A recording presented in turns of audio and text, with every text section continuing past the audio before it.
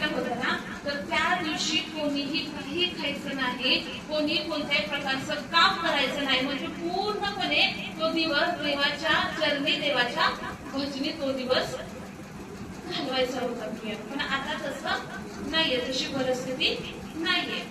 प्रियानो, परमेश्वराचं वचन आज आपण ऐकणार आहेत आणि त्या वचनाप्रमाणे आज आपल्याला स्वतःच्या विश्वासाचे पालन करायचे.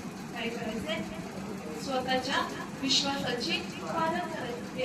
हे पूर्ण बायबल ना विश्वासाच्या आधारावर आहे.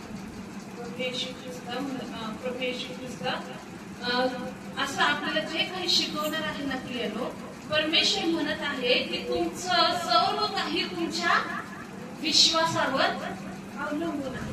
म्हणून आज आपण देवाचं वचन ऐकत असताना आपण स्वतःची आपल्या विश्वासाचे पालन करायचे.